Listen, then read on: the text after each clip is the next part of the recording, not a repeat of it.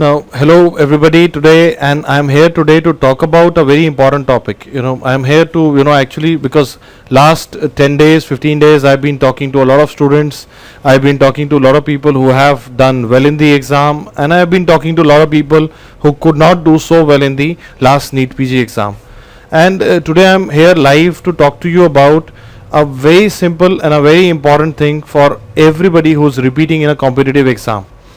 Now, what I've learned over the past few years is that there is always a risk in a competitive exam to fall into a trap of circles. Now, trap of circles means I have seen students, and even today I was talking to a lot of them. Some of them would come to me and tell me, sir, I did not study that well in the last year because of XYZ reasons. Most of them would be a busy internship. Sir, I had some problem at home, I was not so focused, and they would give many reasons for the first attempt.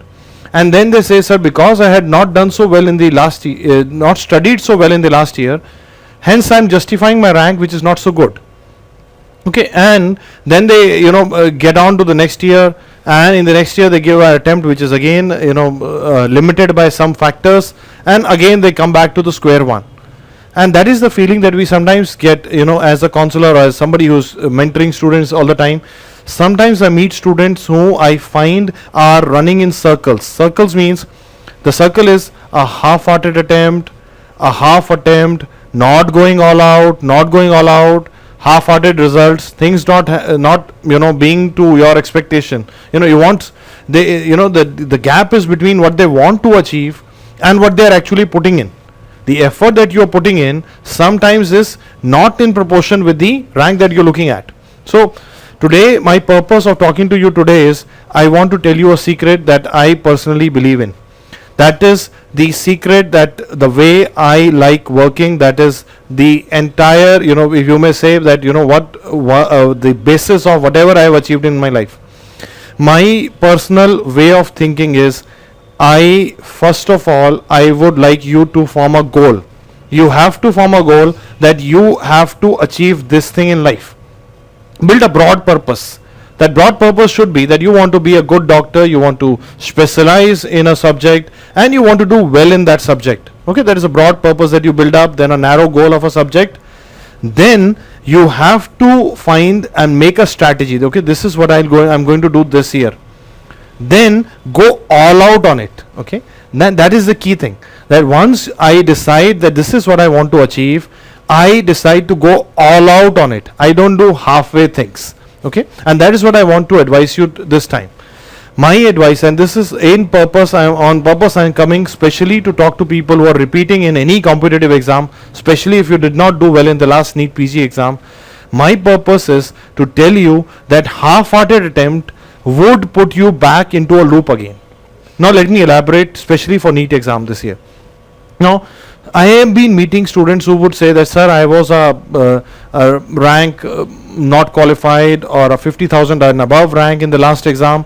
How should I prepare for the May AIMS exam? And I'm like, as a counselor, I will say, man, let us evaluate things in their right perspective. We are at a not qualified stage in the last exam. May AIMS is like 3-4 months away. So what do you plan to do in the next 3-4 months? And on the other hand, I usually would advise him, why don't you look at a November exam, okay, and plan your study in a more spread out manner so that you build proper concepts, work harder, and go ahead and get through the next exam. The idea has to be going all out at a place where you have a broader goal. For example, the maximum number of PG seats in India are in December or November months. Okay, so these are the months where if you give the exams, you are playing for the maximum seats. In the mid-year, there are very few seats in the central institutes like AIMS and PGI, and there is a mid-year DNB in which the number of seats is lesser than the final DNB exam. Okay, so make a rational goal. Try and stick to a plan, make a strategy, then stick to it, then gradually build up the momentum. The idea has to be going all out. Okay, I'm again saying it because I keep meeting people who are in all streams of work, not only in competitive exam, all streams of work. They are kind of trying to go in circles. They try to do something, they start up something, then they do half-hearted attempt, the startup fails, then they come back again, they start another thing, new thing, then they fail, then start again. But the idea is, why don't you look at going all out this time and finish this circle of repeats? Finish it, cut it. That break the circle of repeats, and then this time you have to go all out, and then you push it with all momentum. The idea has to be to generate momentum. You have to generate momentum. Maybe you do not get a good result, people around you are negative. Yes, I understand that. Everybody is telling you not to do this. I understand that. But if your heart says that you want to do well in life, you have to find what is it that you want to achieve. Then generate energy from inside and put all your energy on that task. That is the secret to success. Doing half-hearted things, because I meet people who will say, sir, I'm doing a job in this junior residency or a housemanship somewhere. I'm studying also. I'm, trying to learn music also. I'm trying to do so many things. You have to understand, you are trying to do so many things, but are you becoming a master of a single one? You have to focus, put all your energies onto one task. That is my message that I'm, especially here to convey to you.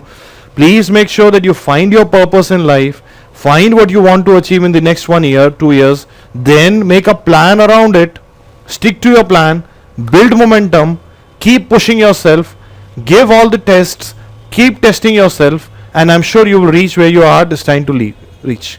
You will reach your goal once you go all out.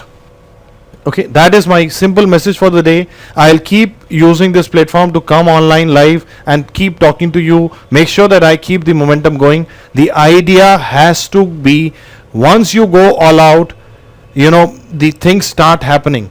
And the another advantage that I want to tell you about going all out in this effort is that if I go all out in achieving something, I may win, I may lose, because at the end of the day it is competition. Some people would lose.